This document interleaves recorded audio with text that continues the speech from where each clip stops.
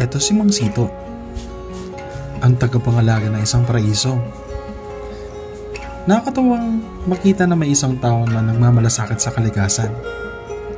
Makikita sa kanyang mga ngiti at kilos kung papaano niya kamahal ang lugar na ito. Isang dating tapunan ng limpak-limpak na basura na ngayon ay isang natatanging paraiso. Ito ang Ilog Kamalig.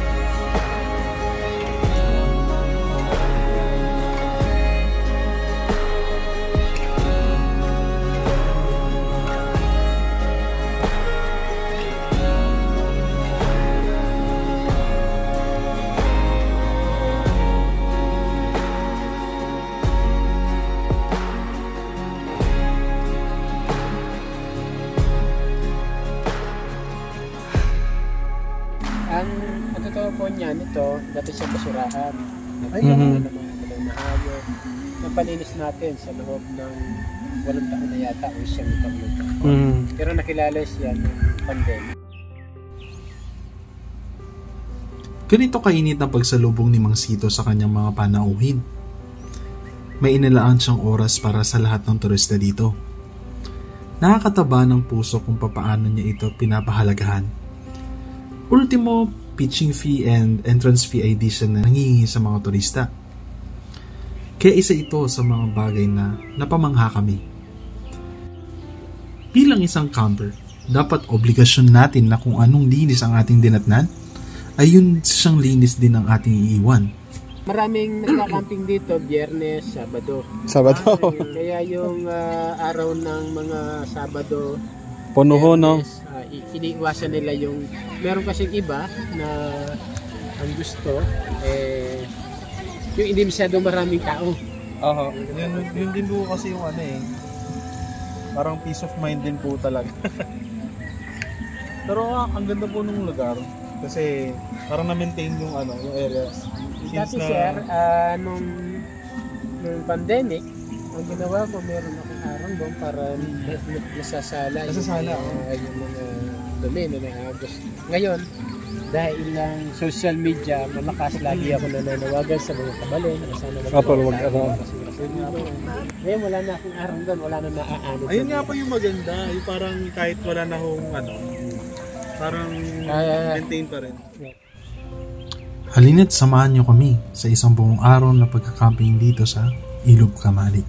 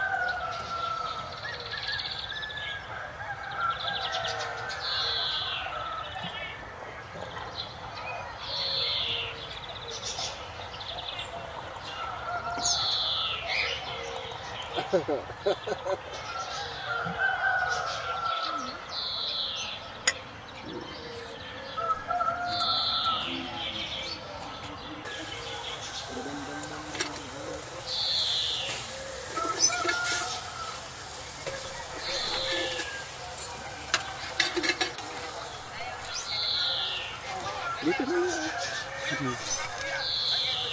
Mainit ko. Yun? Ang pa.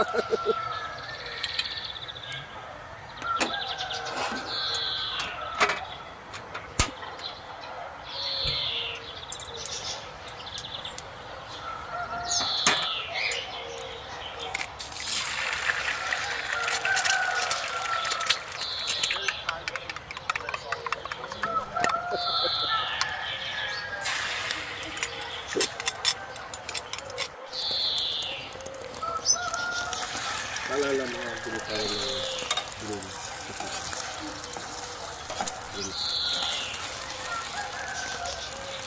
Ang bilis pa kayo green. Ako 2 days. That's 2 nights.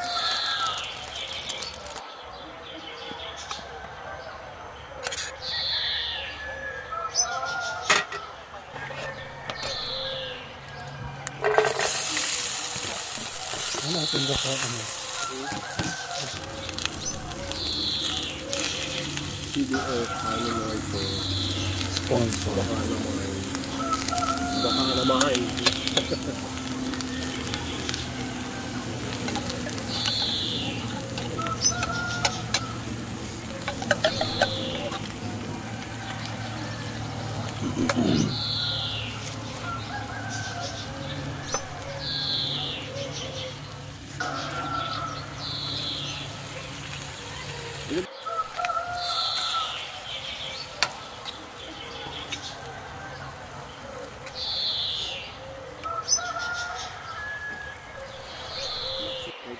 stainless steel na plates.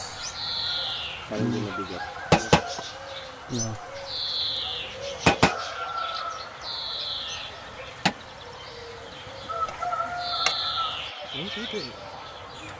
Alam mo bang naging bantay natin yung pusa kagabi? Nandito.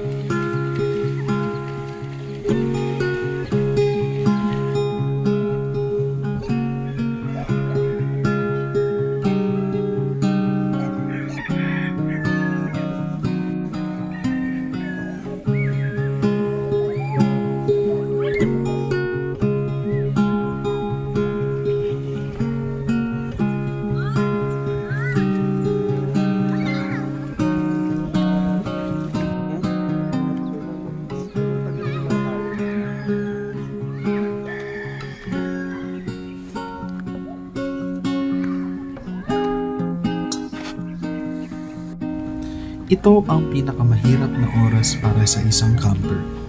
Naaalis na at babalik na ulit sa tunay na mundo. Di man natin kayang pigilan ng oras, pero kaya naman natin itong kulayan at bigyan ng halaga. Kahit saglit na araw ay napawi lahat ng pagod at hirap ng ating nararamdaman. Sa ating mundong ating ginagalawan, hindi lahat ng bagay ay permanente. Dapat lahat ng ito ay pinapahalagahan, kagaya ng ginagawa ni Mang Sito. Kahit wala itong kapalit na pera, ito ay ginagawa niya na bukal sa loob at puso. Ako nga pala si Kuya Tim, yung nagpapaalala na tayo ay hindi permanente sa mundo. Dapat lahat ng oras ay maging kontento at magpasalamat sa lahat ng buhay na binigay sa atin ng ating Panginoon. Ayun lamang, hanggang sa muli!